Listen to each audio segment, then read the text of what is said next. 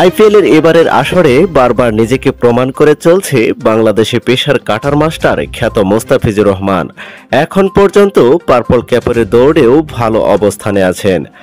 আজ লখনৌ সুপার জায়ান্টের বিপক্ষে নিজেদের সপ্তম ম্যাচ খেলার জন্য মাঠে নেমেছিল চেন্নাই। 176 রানের টার্গেটে ব্যাট করতে নামে কেএল রাহুলরা। আজকে যেন চেন্নাইয়ের বোলাররা নিজেদের খুঁজেই পাচ্ছিল না। 140 রানের পার্টনারশিপেও কোনো উইকেট তুলতে পারেননি চেন্নাইয়ের বোলাররা। ম্যাচের 15তম ওভারে মোস্তাফিজকে বল তুলে দেন ধোনি ঋতুরাজ, আর সে ওভারেই ইনিংসের প্রথম ব্রেক থ্রো এনে দেয় মোস্তাফিজুর। উড়তে থাকা ডিকককে বাউন্সার বলে পরাস্ত করে মোস্তাফিজুর। 16 বাউন্স বল বাউন্ডারি হাঁকাতে গিয়ে মাস্টার মাইন্ড ধোনির হাতে ক্যাচ দিয়ে প্যাভিলিয়নের পথ দেখতে হয় ডিকককে। উইকেট পেয়ে যেন খুশি নন বাংলাদেশের বোলার মোস্তাফিজুর রহমান, কিন্তু ধোনির উদযাপনের সাথে বৈষম্য মেলাতে হেসে ফেললেন মোস্তাফিজুর রহমান।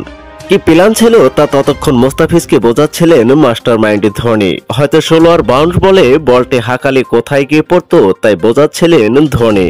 তবে শেষ পর্যন্ত মোস্তাফিজের আজকের দিনটি মোটেও ভালো ছিল না। 4 ওভার শেষে 43 রান দিয়ে একটি উইকেট তুলতে সক্ষম হয়েছেন মোস্তাফিজ, যার ফলে 6 ম্যাচে 11 উইকেট শিকার করে পার্পল ক্যাপের দৌড়ে চতুর্থ অবস্থানে আছেন মোস্তাফিজুর রহমান।